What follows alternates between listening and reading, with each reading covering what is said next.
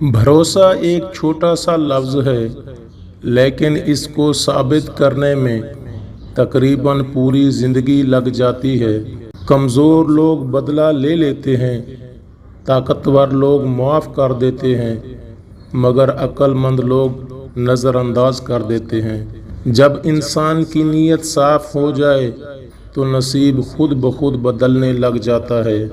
تمہارے پاس وقت بہت تھوڑا ہے، کسی کی زندگی کو جی کر اپنا رہن سہن تباہ نہ کریں۔ جب تمہارے عزیز و اقارب تمہارے خلاف بولنے لگ جائیں تو سمجھ جانا تم ٹھیک سمت میں جا رہے ہو۔ کسی نے مٹکے سے سوال کیا، تم اتنے سرد کیوں رہتے ہو؟ مٹکے نے جواب دیا، جس کا ماضی، حال اور مستقبل سب مٹی کا بنا ہوا ہو تو گرمی اور تکبر کس بات کا؟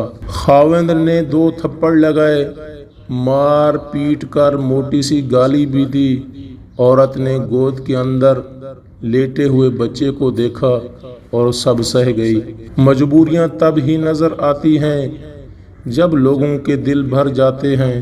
خوشیوں کا قتل زیادہ سوچنے سے ہوتا ہے، اعتماد کا قتل زیادہ جھوٹ بولنے سے ہوتا ہے، رشتوں کا قتل شک کرنے سے ہوتا ہے، حوصلہ کا قتل خوف کی وجہ سے ہوتا ہے۔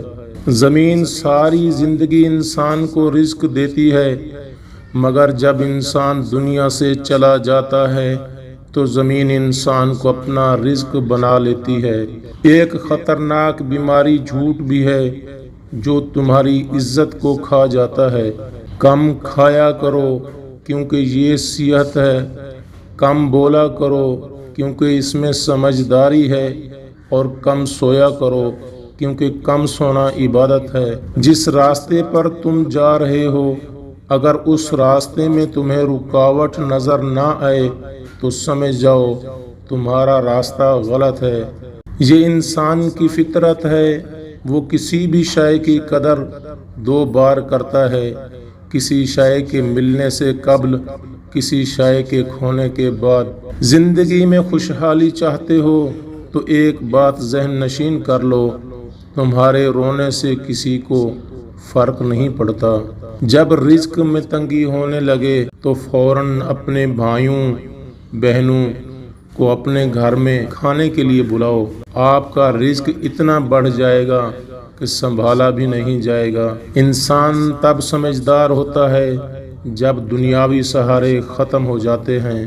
ہر وقت اپنے اندر کے پیالے کو صاف رکھو، کیا پتہ کب خدا تعالی سے ملاقات ہو جائے۔ اللہ پاک کے نیک بندوں کی اندھیری رات بھی روز روشن کی طرح چمکتی ہے۔ لفظوں کے زخم برداشت کرنے کے بعد بھولنے کا فن یا تو پاگل کو آتا ہے یا پھر کامل کو۔